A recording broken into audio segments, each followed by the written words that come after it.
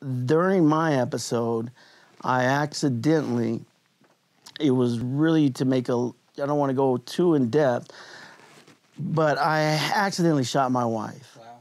I got laid off on December 18, 2010. I came home looking and feeling really odd and feeling really weird, but things were going by fairly quickly in my life that day. And I didn't have my motor functions, my skill set, and I couldn't communicate, and I didn't know really what was going on. That morning, waking up the following day, I accidentally grabbed a double-aught box shotgun and shot it in the air in my own home. Okay. And when I shot it in my own air in my own home, my wife, lovely woman who has supported me through all of the challenges, who happened to be the victim to this particular incident, heard the shot and came upstairs. And as she was coming upstairs, we had a dual staircase. And I was coming downstairs with the gun facing. She's coming upstairs wanting to hear what that noise was, anticipating that it was a gunshot. Right. Well, the gun went off again. It was a hairpin trigger that I was unfamiliar with. And the gun went straight up in the air, and I thought I shot it in the roof again.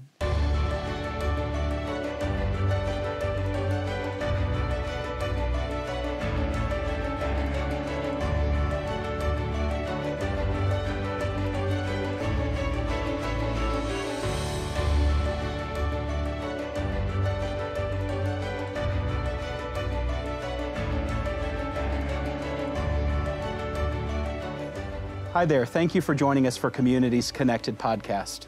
This is a place for conversations with real people doing real life together. I'm your host, Jason Hopcus, the founder of the Connection Project and the president and CEO of NAMI Arapahoe Douglas counties.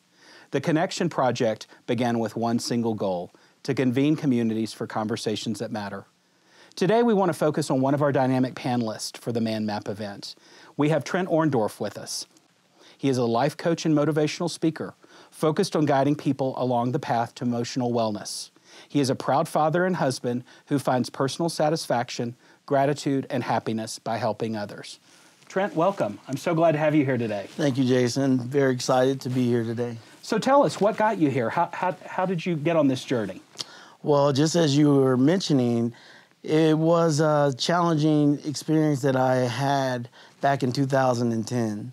I was an account executive for a major company here in the state of Colorado, really working and doing the everyday struggle, but also prevailing and living life to the fullest with the family and the home and the cars and the whole works going forward in life. During that process, there was a lot of changes that were happening, unrecognizable changes for my wife as well as myself, in regards to a little bit of my mental and emotional state of mind. Okay. As things got closer towards the end of 2010, I had what we call in the mental illness community an episode. Okay. A lot of people will say you cracked up or you went crazy. I don't like to use those terms, Jason, because those happen to be pretty dismissive. During my episode, I accidentally, it was really to make I don't want to go too in depth, but I accidentally shot my wife. Wow.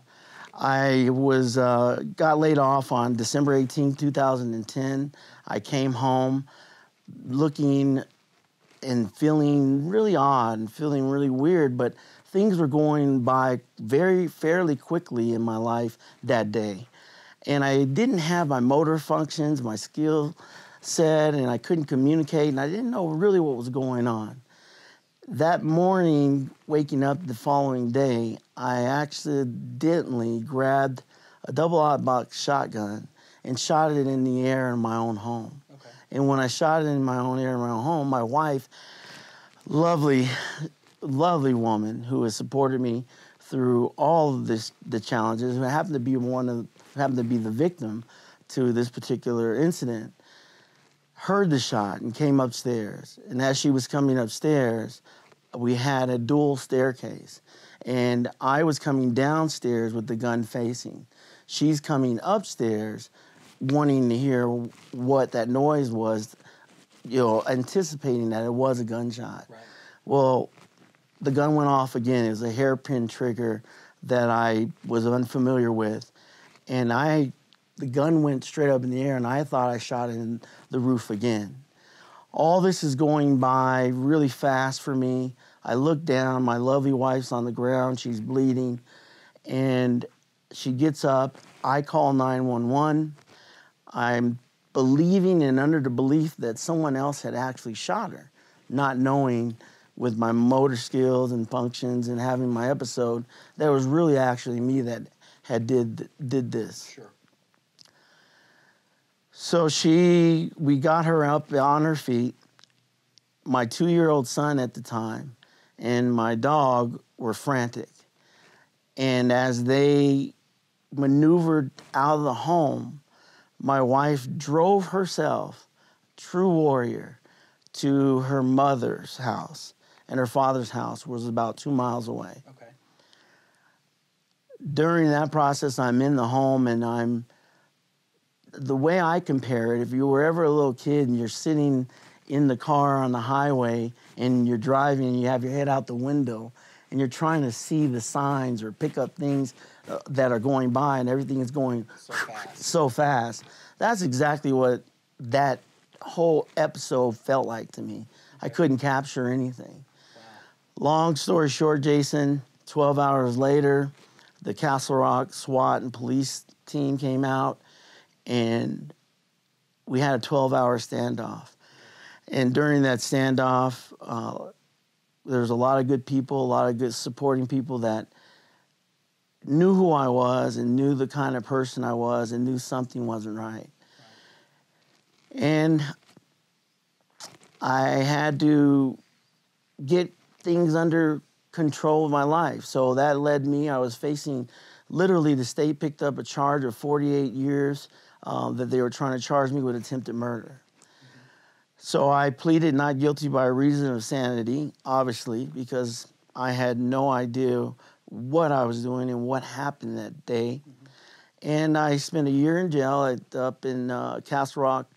They call it Club Doug, but Castle Rock Police County Jail. And then I spent 2 years in the Pueblo Mental Health Facility, which is one of the top-notch facilities in the state of Colorado for mental health. As I had my tenure there, I learned a lot about myself. I learned a lot about mental illness. I learned a lot about me as a man and things that I needed to develop to make myself whole. And through the doctors, the psychologists, the psychiatrists, the staff, and along with even patients and peer mentors, we all collaborated to make each one of us better. And fortunate for me, I pretty much learned the ins and outs of who I was and who I had become and who I wanted to be. Well, so let's talk a little bit about that for a second. And I applaud you for being able to share your story. That takes real courage and bravery to do it. So looking back a step, it sounds like life didn't unravel in a day for you. Like things had been building up, things were happening. Was there something, the straw that broke the camel's back, on that December day that everything really completely became unraveled? I think the actual final threshold that took me into they call it an incident offense in my episode that really kind of led me into that situation was the fact that I had got laid off from my job. Okay. Of course, it was around holiday season time. Pressure fighting gifts for your kids and all that. Yes, my wife was going after her master's. She didn't really have a lot of time and energy to put into my well-being because she was under her own amount of stress. Right.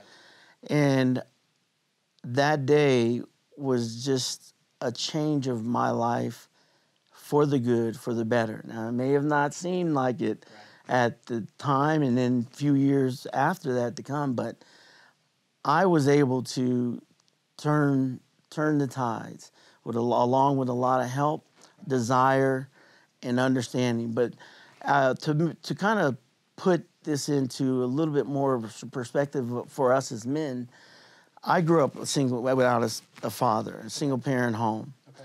And sports was really pretty much my outlet. Right. And as I went into sports, you have coaches and different personality types and different people. But the sport itself football was really my sport of choice. And right. during that tenure of playing sports, I learned to be competitive. And I thought that those were the things that made me a man right. as I got older. Right. And it wasn't.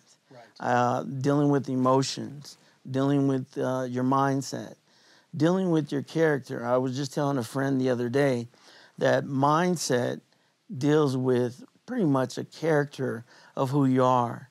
Your mentality, which in football and sports and other things, when you have a mentality of just go and react, well, your mentality is more dealing with emotions and dealing with, and which could or lead lack to thereof. Lack thereof, which could really not showing weakness. Yes, and could lead to reputation. Right. And a lot of times, men in society that have lack of the right leadership and the lack of the right men and guidance and mentors in their lives, they're dealing in not the mindset, but more so the mentality of life.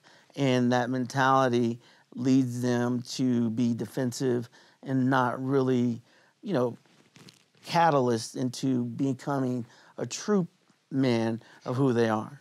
So if I'm understanding, it sounds like this really sensational event brought you to your knees. And what you've just told us is really, and I don't want to put words in your mouth, but you don't really have any regrets about it. It put you on a path that feels like it's a lot more authentic and aligned. Absolutely. I think without this particular incident happening in my life, that it's changed it. And one of the reasons why my company, and I named it The Life Changer, is because during the process of the growth, 7, 8 years ago when this incident happened, to where I am now, I changed and continue to change the number one person that's most important and change that life, and that's my own. So I kind of think I qualify. I think you absolutely do. And that's a valuable thing to add to the conversation. I think as men, we're often not wired to put ourselves first. We have responsibilities and obligations to our family, to our employers, to our community groups, to whatever we're involved in. And I think that many times we end up last on the list. And it sounds like through this experience, you had an opportunity to figure out how to put yourself first. I know we first met right after you were coming out of Pueblo. I saw your fire and passion from the very beginning.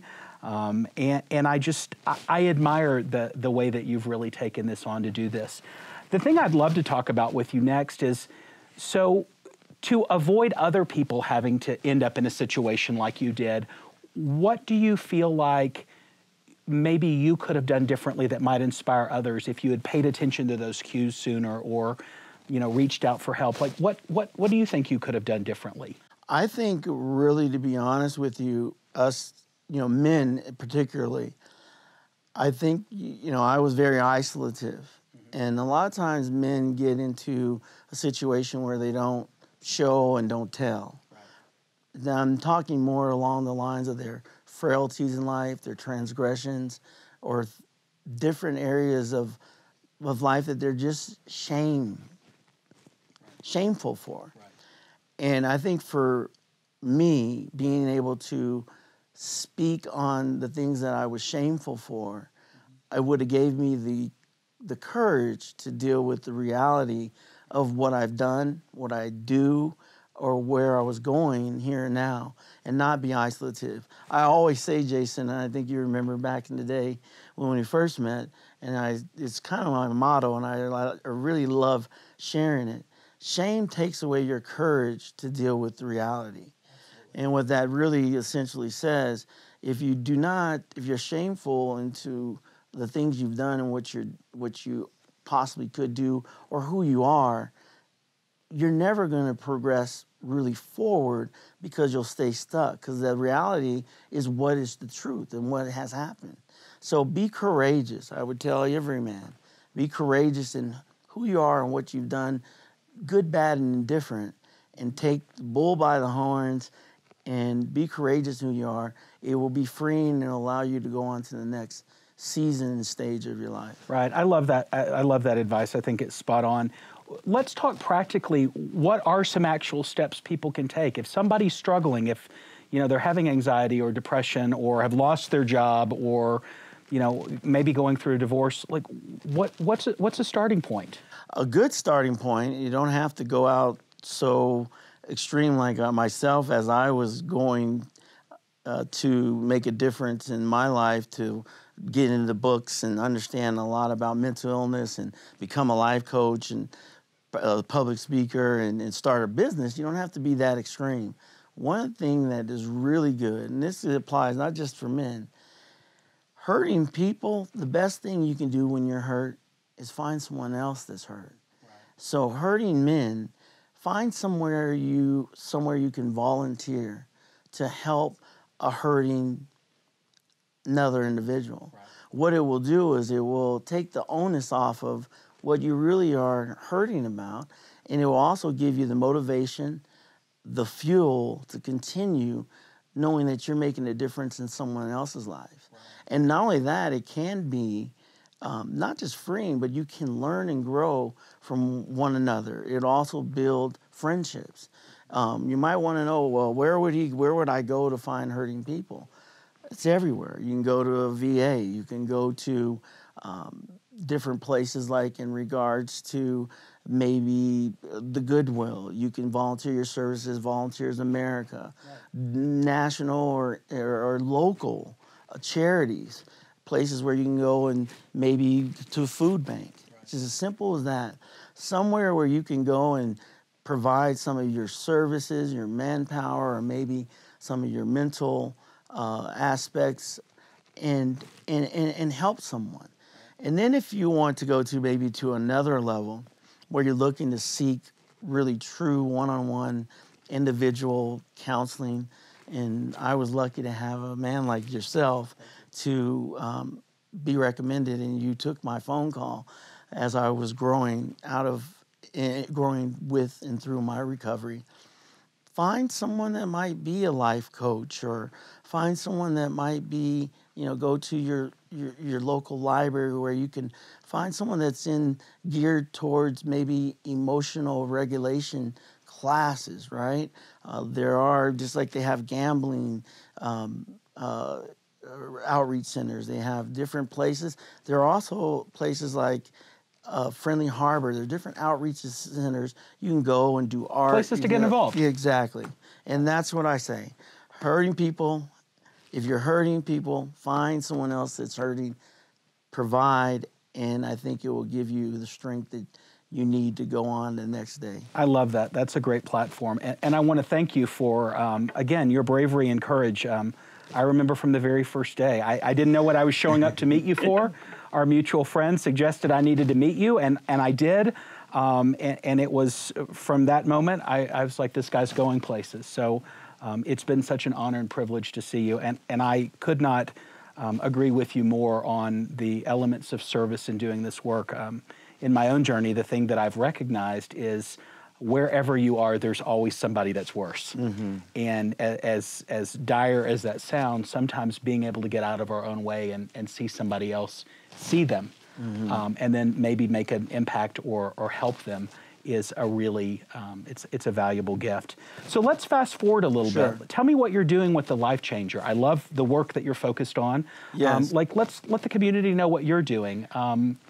I want to highlight you and your beautiful wife Shannon are still married. Yes, which is a good news for this story. Yes, absolutely, and the story is continuing. Part of the situation, I did do my time in a mental facility, came out and became one of the top patients. Was pretty much fast tracked through the system, and I started this Life Changer by just wanting to be a life coach. That's where it started, and I came up with a business name, TLC, the Life Changer, which the website is TLC, Trent at tlcthelifechanger.com. And literally, I got a contract with the Denver Speakers Bureau to be pretty much a 3-year contract to be a public speaker around the state of Colorado and as well as around the world. That's amazing, yes, by the way. I do motivational speaking in regards to not just my story, but they consider me a subject matter expert in regards to mental and emotional awareness. My wife and I host events at Douglas County Library usually every quarter, 4 times a year. We're hosting an event, a mental and emotional awareness event. I write blogs. I'm writing a book, her and I both, currently. Wow. And as soon as that's out, I will be promoting that. And I speak at colleges. I did a suicide prevention speech at college, at the Arapahoe Community College up in Castle Rock. I've spoken at some jail cells. I've spoken in regards to churches, as well as been invited to one of the places was Pep Talks. I don't know if you're familiar, but the state of Colorado hosts 10 speakers once a year to come and just kind of pep talk. It is what it is, motivate and pep and talk and speak. And my speeches are geared towards whatever I'm living out that time, that in that season. It could be anything from anxiety. It could be victory. It could be learning about self-esteem issues. It could be in regards to, I did a nice and wonderful blog in grieving, on grieving and people that are hurting through death. And I was asked, and this will be my 4th time going to speak at the National Grieving Conference at Caldwell Kirk Mortuary, where all the directors, funeral home directors, and staff come and they hear me as a guest speaker tell them about grieving issues, and I develop and create a speech, and I talk. And one of the best places that I have been able to speak is now to go back up to Pueblo. Right. I'm the first and only patient that has ever left as a patient and came back as an actual speaker, and it's called the Friendly Harbor Outreach Center. It's the sister center to the actual mental facility. Right. And I've done 5 speeches up there over the past 3 years, and I have a dude, you're a rock star. I got extended invitation. So that's awesome. Those are the things I'm doing. TLC is really not just speaking, but it's also helping anyone, whether I'm walking out on the street or someone calls me in life coach situations, to create balance in their lives, whether mental, emotional, physical, spiritual, wherever it may be. So you're really meeting people where they are, and you teed that up for our final question here. So how do you find and maintain balance as you're navigating all of this? I love what you said, that you create speeches around what you're dealing with personally, which I think adds a real human element to this. How do you keep it all together? Well, with one beautiful wife, for one, and 4 lovely kids, it can be very challenging still in life. But recognizing my signs and understanding, and still myself going to counseling. Just because you do counseling does not mean you do not need it. Right. So I have my own personal counselor that I have. I have great individuals that if I ever probably need to call and say, hey, buddy, I need to talk to you. I'm here for I'm you. having a tough time. Can we go to Panera Bread and have some coffee or whatever we may do, and just share. And remember, I created my own support team, people that I've entrusted and know who I am, what I've done, but where I want to go. Right. And those people are really they're my team. And then it helps me keep in tune with me and who I want to be as Trent Orendorf in this world. Not the guy that did that was there for someone else now to learn and grow, and off of my own personal experiences.